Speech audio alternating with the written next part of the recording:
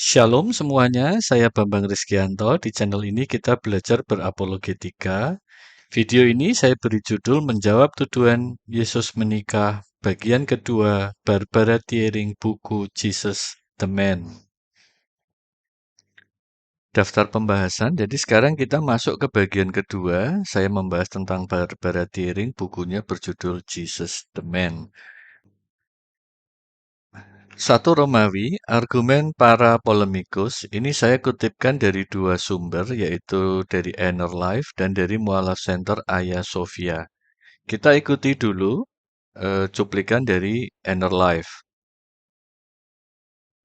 Tapi Barbara Thiering menemukan catatan harian tentang Yesus. Dan ternyata apa?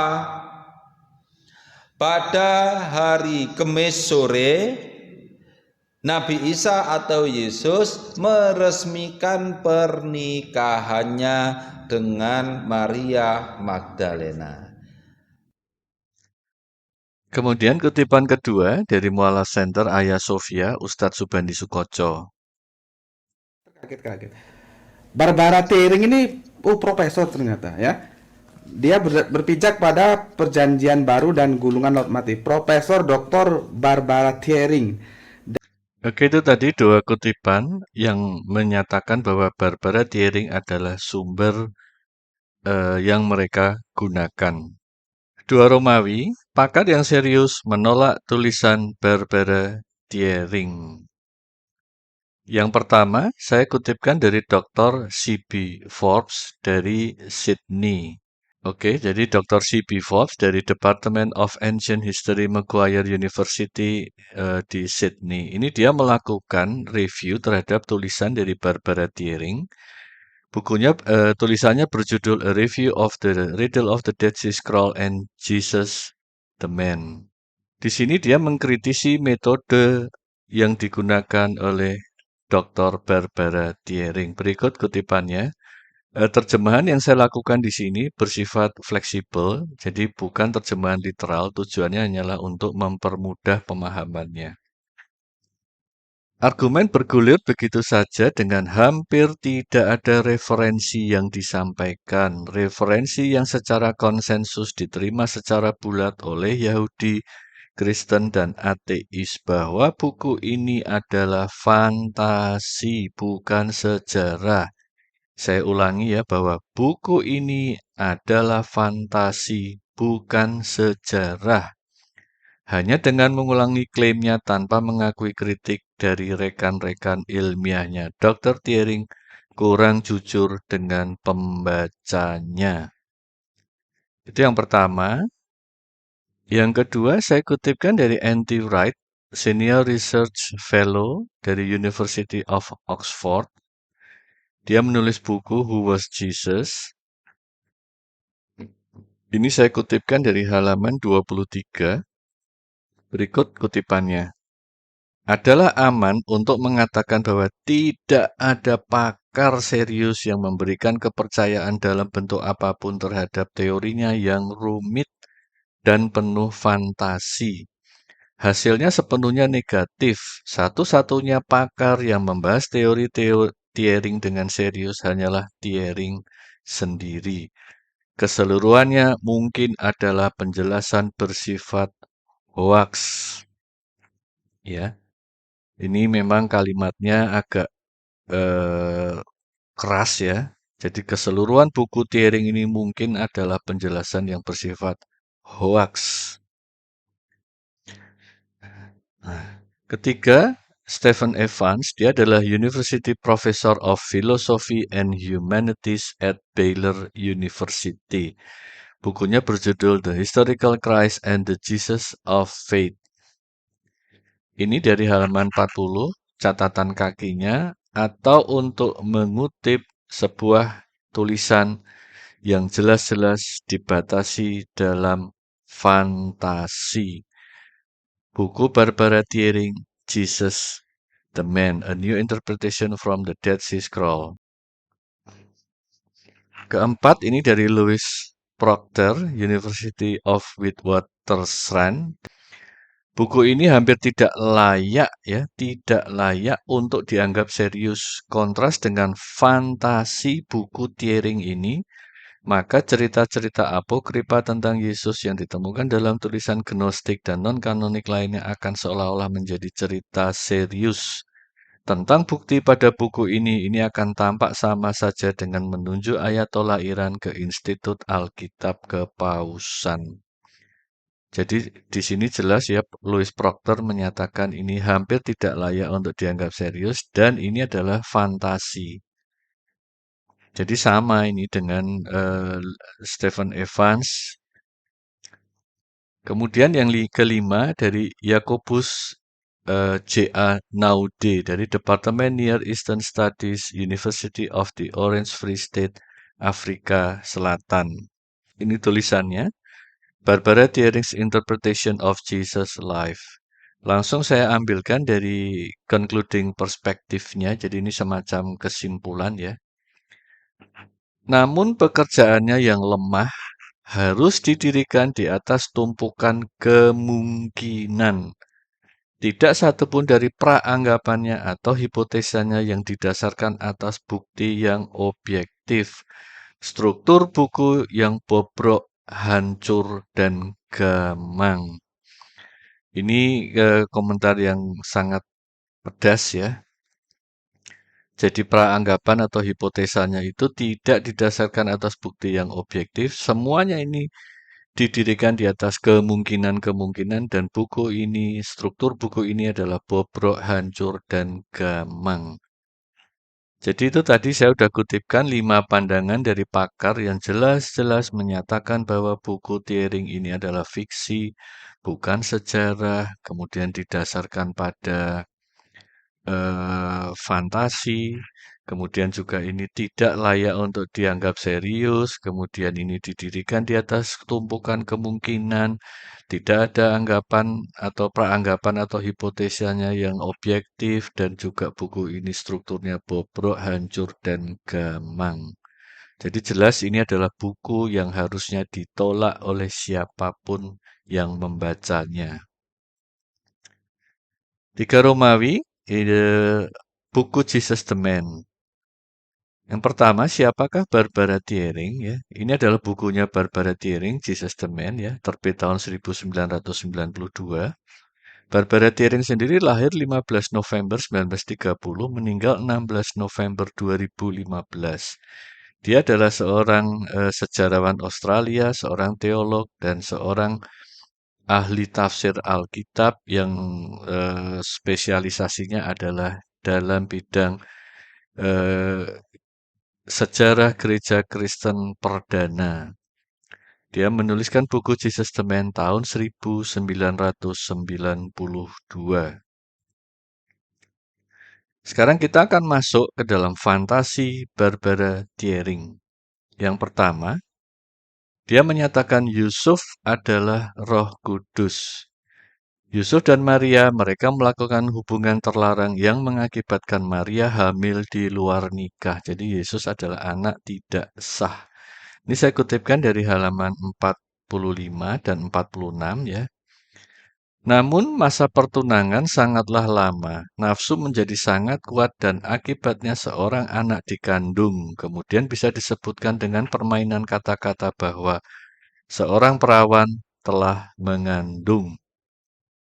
Dari halaman 46, the story also says that Mary conceived by the Holy Spirit. Jadi Maria mengandung oleh Roh Kudus. Ini yang penting nih. Yosef was the Holy Spirit. Jadi Yusuf itulah sang Roh Kudus itu. Jadi ini dia mengutip dari, ini ada catatan kakinya nomor 20. Ini adalah ternyata mengutip dari Lukas 1 ayat 35. Jawab malaikat itu kepadanya, kepada Maria maksudnya, Roh Kudus akan turun atasmu. Nah inilah yang oleh Barbara Thiering kemudian difantasikan bahwa seolah-olah Roh Kudus ini adalah Yusuf.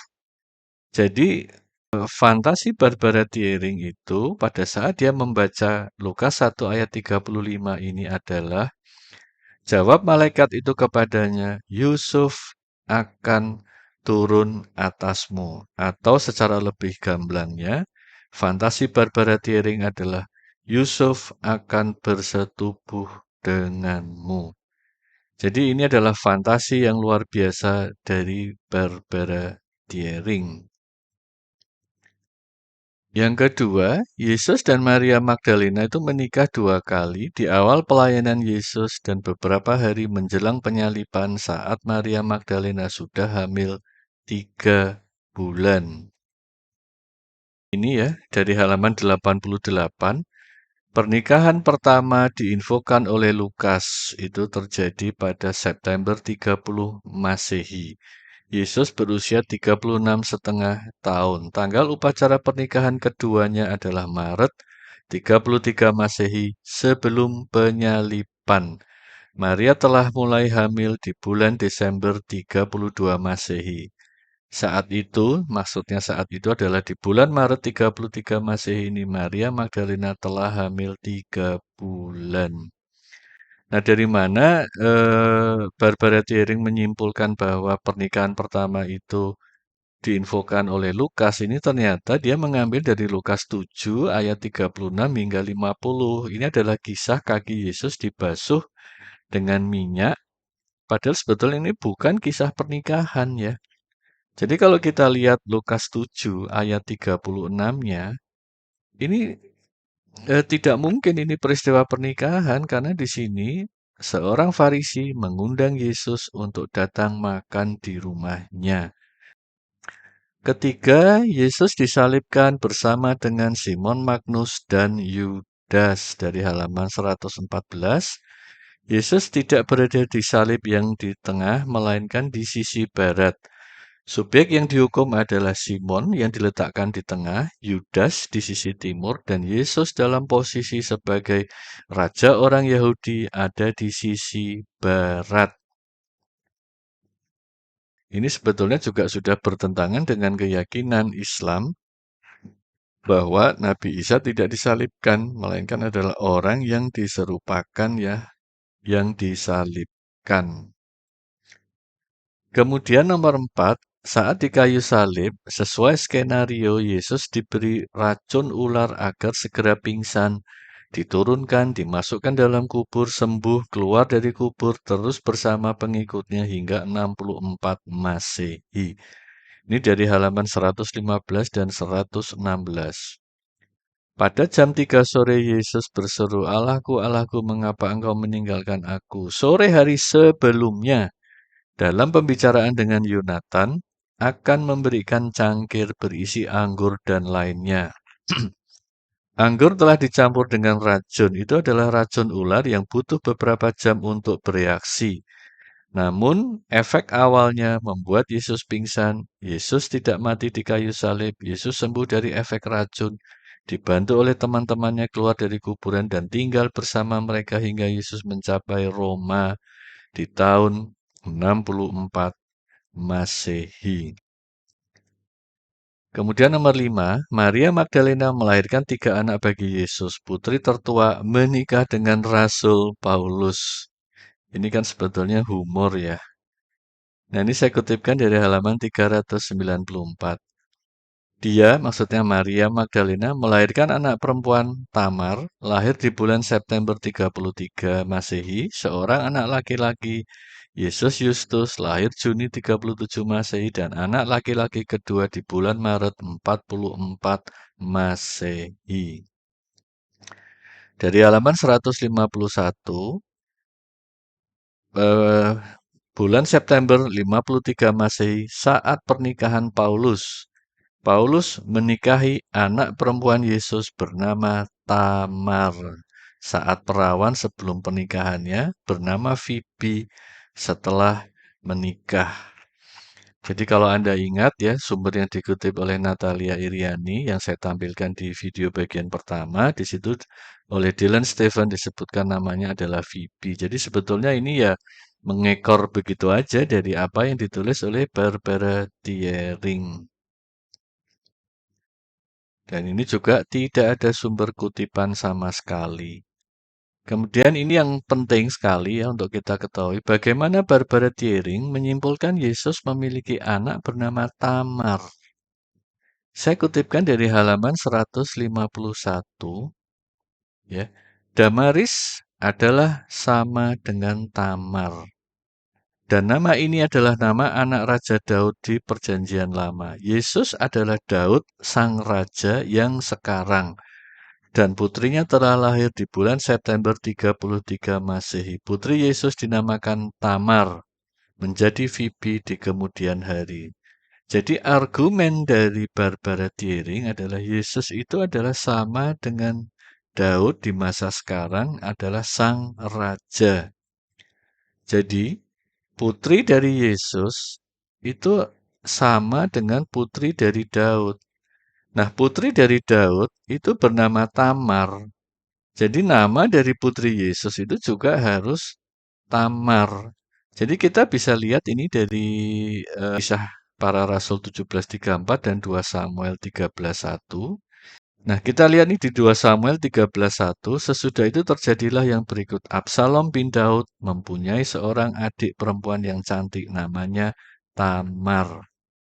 Jadi Absalom adalah anak Raja Daud dan Absalom mempunyai adik yang cantik namanya Tamar. Jadi Tamar ini adalah anak Daud.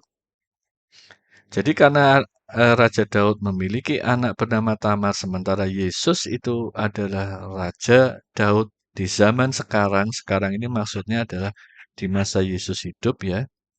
Jadi Barbara Thiering mulai mencari-cari nih, ada nggak yang namanya Tamar di dalam Perjanjian Baru?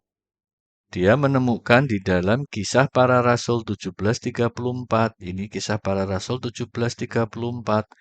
Tetapi beberapa orang laki-laki menggabungkan diri dengan dia dan menjadi percaya. Di antaranya juga Dionysius, anggota majelis Areopagus, dan seorang perempuan bernama Damaris. Ya, Damaris. Jadi yang ditemukan di sini adalah Damaris. Jadi kemudian oleh Barbara Thiering langsung dikatakan bahwa Damaris is the same as Tamar. Ya, jadi Damaris itu namanya juga sama aja dengan Tamar. Jadi Anda lihat ya, argumen Barbara Thiering ini sebetulnya argumen yang nggak punya dasar. Ini sebetulnya hanya otak-atik gatuk. Ya. Nah, kemudian bagaimana Barbara Thiering menyimpulkan Yesus memiliki anak? Di sini argumennya itu sebenarnya hanya saat Perjanjian Baru menuliskan firman Allah semakin tersebar. Itu adalah kode yang menyatakan bahwa Yesus memiliki anak. Saya kutipkan dari halaman 133. Ini ya. Di bulan Juni 37 Masehi, firman Allah semakin tersebar. Satu frase yang berarti garis keturunan Yesus berlanjut. Jadi di sini adalah artinya Yesus memiliki anak laki-laki ya. Jadi pada saat Perjanjian Baru menuliskan firman Allah semakin tersebar, itu artinya Yesus memiliki anak laki-laki karena ini terkait dengan garis keturunan.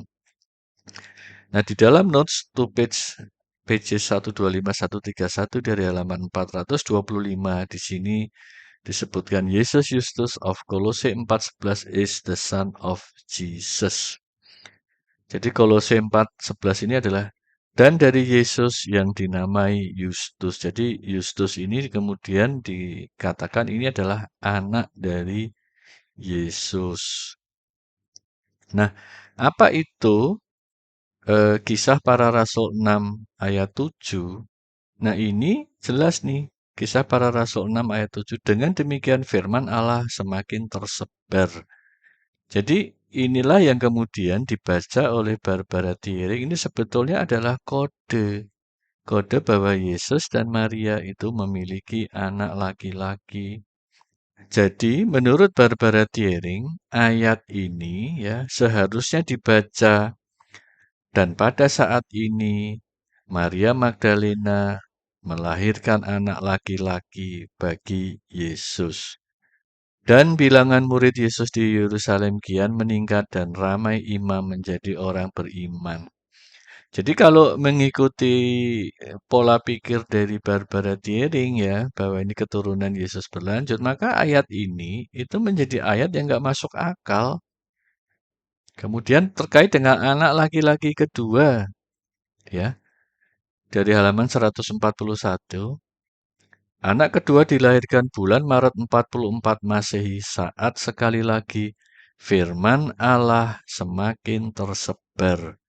Jadi ini ya, dari catatan kaki nomor 4, ini dia mengutip dari Kisah Para Rasul 12:24. Bunyinya adalah, firman Allah semakin luas tersebar dan kian ramai orang percaya kepada Yesus. Jadi, pembacaan oleh Barbara Thiering ayat ini seharusnya berbunyi, dan saat ini Maria Magdalena melahirkan anak laki-laki Yesus yang kedua.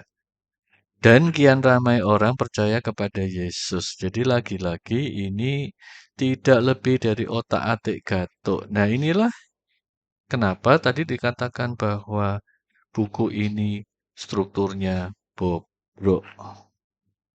Keenam, Yesus dan Maria Magdalena bercerai di tahun 44 Masehi. Ini kutipannya dari halaman 146. Setelah kelahiran anak ketiga, putra kedua Yesus di bulan Maret 44, Maria Magdalena memutuskan untuk meninggalkan suaminya. Terjadilah perceraian. Kemudian nomor 7, Yesus menikah dengan Lydia di tahun 50 Masehi. Ini dari halaman 147 ya. A second marriage ya. Pernikahan kedua diimplikasikan dengan pernyataan yang terjadi di tahun 50 Masehi.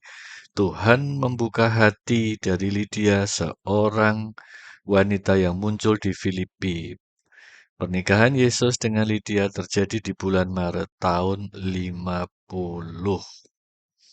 Dari mana Barbara Thiering menyimpulkan bahwa Lydia menikah dengan Yesus? Itu ternyata dia menginterpretasikan secara sangat-sangat liar. Catatan kaki nomor 7 ini adalah Kisah Para Rasul 16 ayat 14. Seorang dari antara mereka adalah pedagang kain ungu namanya Lydia dan berasal dari Tiatira. Ia mengasihi Allah, maka Tuhan menggerakkan hatinya supaya ia menerima apa yang Paulus ajarkan kepadanya. Jadi frase Tuhan membuka hati atau di terjemahan Indonesianya Tuhan menggerakkan hati Lydia ini oleh Thiering disimpulkan bahwa seolah-olah ini harus dibaca Tuhan menggerakkan hati Lydia supaya ia menerima lamaran dari Yesus. Seolah-olah kan seperti itu. Nah, ini kan menunjukkan betapa tidak berharganya argumen dari Barbara Thiering ini. Dengan Lydia, itu dikatakan oleh Barbara Thiering, itu Yesus dan Lydia itu memiliki satu orang anak perempuan ya. Nah, inilah yang saya sudah tampilkan di video saya yang pertama. Ini adalah bagian yang dibuat oleh Dylan Stephen. Jadi Yesus menikah dengan Maria Magdalena itu punya 3 anak, yaitu Tamar, dewasanya dia mengambil nama Phoebe, kemudian Yesus Justus, kemudian yang ketiga ini sebetulnya Barbara Thiering tidak menyebutkan namanya, cuma di sini disebutkan oleh Dylan Stephen sebagai Yosef. Kemudian Yesus menikah dengan Lydia di tahun 50 Masehi. Itu sebetulnya di sini bukan son, tapi kalau menurut Barbara Thiering ini adalah daughter, jadi anak perempuan. Kemudian nomor 8, Yesus masih melakukan perjalanan bersama Petrus dan Paulus di tahun 60 Masehi hingga 61 Masehi. Ini saya kutipkan dari halaman 157 dan 158. Yang berada dalam kapal yang berlayar bulan Juni tahun 60 Masehi bukan hanya Paulus tetapi juga Petrus. Dan karena digunakan kata kami berarti Yesus dan Lukas. Di bulan Maret 61 Masehi, mereka berlayar kembali dengan kapal lain menuju ke Roma. Kemudian Yesus meninggal di Roma tahun 64 Masehi. Ya, dari halaman 160. Dia berusia 70 tahun di tahun 64 dan sangat mungkin meninggal karena usia tua dalam pengasingan di Roma. 4 Romawi, Barbara Thiering melawan sejarawan kuno. Nomor 1, Tacitus melawan Barbara Thiering. Ini dari bukunya ya, Annals tahun, ini ditulis tahun 115 Masehi ya, buku ke-15, pasal ke-44. Ini terkait dengan kebakaran besar, kemudian terkait juga dengan Kaisar Nero. Kristus menderita hukuman ekstrim pada masa pemerintahan Tiberius di tangan salah satu prokurator kita, Pontius Pilatus, dan takhayul yang paling merusak sekali lagi pecah tidak hanya di Yudea, sumber kejahatan pertama, tetapi bahkan di Roma. Jadi latar belakang yang ditulis Tacitus ini adalah terjadinya kebakaran besar di kota Roma, itu terjadi tahun 64 Masehi. Kemudian Kaisar Nero yang saat itu berkuasa mengkambing hitamkan umat Kristen sebagai pihak yang melakukan pembakaran tersebut. Jadi ini adalah eh, kisah yang terjadi di tahun 64 Masehi. Dan kita lihat di tahun 64 tadi, sesuai dengan informasi dari Barbara Thiering, itu Yesus masih hidup ya. Dia mungkin meninggal di tahun 64 itu ya. Cuma tadi tidak disebutkan bulan apa. Nah, di sini kita lihat kisah mengenai Yesus itu sudah menjadi seolah-olah tahayul. Jadi tidak mungkin kalau Yesus masih hidup di tahun 64, cerita tentang Yesus tidak mungkin akan dianggap tahayul di tahun 64 Masehi. Karena apa? Karena Yesusnya masih ada di Roma. Jadi tidak mungkin itu akan dianggap sebagai tahayul. Kemudian yang kedua ya, Josephus Flavius melawan Barbara Thiering. Dan saat Pilatus, atas saran dari pemimpin-pemimpin kami, telah menjatuhkan hukuman penyaliban kepadanya. Dan golongan Kristen yang dinamakan menurut namanya tidak punah hingga saat ini. Dan tidak ada informasi sama sekali dari Josephus Flavius bahwa Yesus masih hidup di tahun 64. 5 Romawi, kesimpulan bagian 2. 1. Tulisan Barbara Thiering dinyatakan oleh mayoritas ahli sebagai bukan tulisan historis, fantasi, hoax, kurang jujur, bersifat negatif, bobrok, hancur, gamang, dan tidak layak. 2. Jika Isa Al-Masih adalah Yesus, maka akan bertabrakan dengan keyakinan Islam dan Muslim sendiri, yaitu 1. Kelahiran Yesus adalah melalui persetubuhan Yusuf dan Maria. Berarti di sini bukan melalui mujizat dari Allah. 2. Yesus disalibkan, berarti juga di sini tidak ada yang diserupakan bagi Yesus. 3. Yesus terus hidup di dunia hingga usia tua, berarti tidak diangkat ke langit. Keempat, Yesus adalah mertua Paulus dan terus mengajarkan kekristenan bersama Paulus hingga tahun 61 atau 64 Masehi. Jadi bagaimana dengan peran Paulus yang selalu dituduh oleh Muslim telah memalsukan ajaran asli Yesus sementara keduanya terus melakukan pekabaran Injil secara bersama-sama. 3. Dasar Barbara Thiering menyatakan Yesus memiliki anak laki-laki adalah penafsiran liar atas ayat dan firman Allah tersebar atau dalam terjemahan kadang disebutkan dan firman Allah berkembang. 4. Dasar Barbara Thiering menyatakan Yesus memiliki anak perempuan Damaris atau Tamar adalah hanya karena mencari kesamaan nama dengan anak Raja Daud yaitu Tamar. 5. Dasar Barbara Thiering menyatakan Yesus menikah dengan Maria Magdalena adalah penafsiran liar atas Lukas 7. 6. Dasar Barbara Thiering menyatakan Yesus menikah dengan Lydia adalah penafsiran liar atas Kisah Para Rasul 16:14. Tuhan menggerakkan hati Lydia.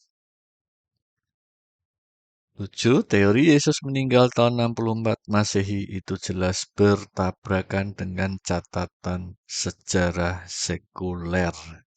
Jadi ini adalah pemaparan dan kesimpulan untuk bagian kedua. Kita nanti akan berlanjut ke bagian ketiga, Injil Istri Yesus. Sekian dan terima kasih. Tuhan memberkati.